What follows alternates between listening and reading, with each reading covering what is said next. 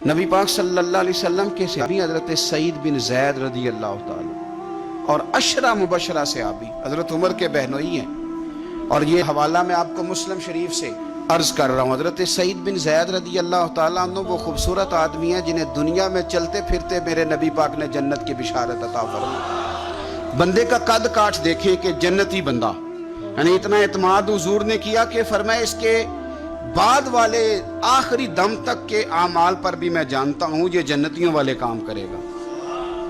اتنا بڑا آدمی، لیکن ایک عورت نے آ کے جھگڑا شروع کر دیا، اروا اس عورت کا نام تھا۔ اس نے آ کے حضرت سعید بن زید سے جھگڑا شروع کیا کہ یہ جو مکان ہے نا آپ کا، اس میں اتنی جگہ میری ہے، مجھے آپ بتائیں ایک شریف آدمی سے عورت جھگڑا کرے تو بندہ جواب میں کچھ کر سکتا ہے؟ آپ شریفوں کی مجبوریاں تو سمجھیں کتنی زیادہ ہیں۔ بھئی ایک عورت آ گئی، اس نے دعویٰ کر دیا، بلا وجہ انسان کٹہرے میں کھڑا ہو جاتا ہے۔ یہاں کو بندہ آگے کہہ دیتا ہے، کہتا ہے جی میں نے 20 لاکھ روپیہ لینا ہے، تو شریف آدمی ادھر کیا کرے گا؟ وہ تو مفت میں، اور دائیں بائیں بیٹھے لوگ ویسے ہی پریشان ہو جائیں گے کہ پتہ نہیں کوئی بات ہوتی ہے تو کوئی آتا ہے نا۔ اس نے کہہ دیا کہ مکان میں میرا حصہ ہے، اور کہہ کسے دیا؟ اسے جن کے اعمال کے صحیح ہونے کی گواہی مدینے والے رسول نے عطا فرمائی۔ اس نے کہا جناب یہ مکان میں میرا حصہ ہے۔ اب حضرت سعید بن زید رضی اللہ تعالیٰ عنہ فرمانے لگے یہ زمین اسی کو دے دو، ختم ہو گئی بات۔ شریف آدمی کیسے جھگڑا کرے؟ اب میں آپ کو ایک بات بتاؤں، اگر اس طرح بھی بندہ کر دے تو باتیں پھر بھی ہوتی ہیں۔ لوگ کہتے ہیں بلا وجہ تو نہیں نہ دے دی، ایسے تو نہیں نہ کوئی دے دیتا 4 مرلے، او بھائی ایسے تو نہیں نہ۔ فوراً فرمایا حضرت سعید بن زید، فرمایا دے دو اسے۔ تو آپ کے اہل خانہ کہنے لگے حضور آپ اسے کیوں دے رہے ہیں؟ فرمایا تم دے دو۔ میرے نبی پاک صلی اللہ علیہ وسلم نے فرمایا جس نے ایک بالشت زمین پر ناجائز قبضہ کیا، اللہ قیامت کے دن 7 زمینوں کا توق بنا کے اس کے گلے میں ڈال دے۔ فرمایا اٹھانے دو اسے، توق اسے اٹھانے دو۔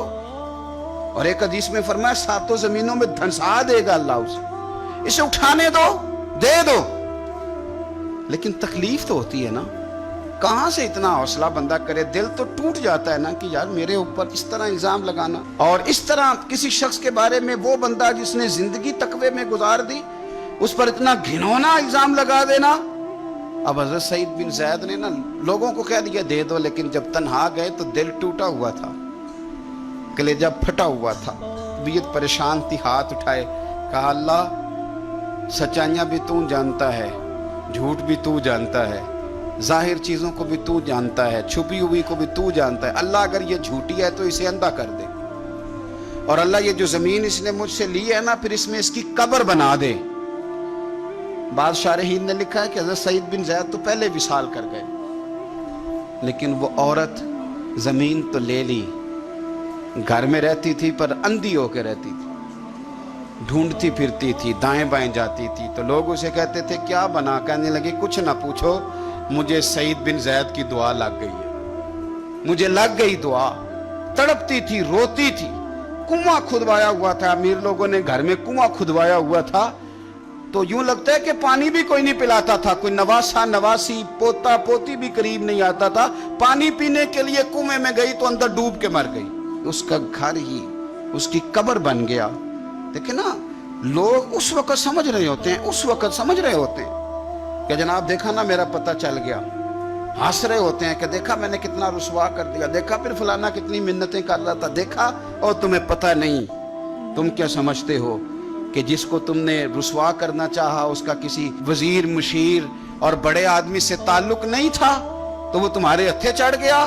یاد رکھنا اگر اس کا وزیروں مشیروں سے تعلق نہیں نا غریب کا، تو اللہ ولی الذین آمنوا، اللہ تو وارث ہے کہ نہیں مومنوں کا؟ اللہ تو وارث ہے کہ نہیں مومنوں کا؟ نبی پاک تو والی ہیں کہ نہیں اپنی امت کے؟ اور وارث شاہ مان کرینا وارثادہ، رب بے وارثہ کر کے مار دے۔ تو ہم جب چل رہے ہوتے ہیں نا تو پھر تو ہماری قد کاٹ کا کون مقابلہ کرے، اور جب ہم چڑھ جائیں ہوا کے گھوڑے تو پھر کون ہمارا رخ پھیرے؟ لیکن یاد رکھنا ایک عدل کرنے والی ذات ہے، جب لگامیں کھینچتی ہے تو پھر لوگوں کو کوئی چارہ، اپنی زندگی کے اندر کبھی بھی کوئی کام ایسا نہ کرے، کبھی بھی۔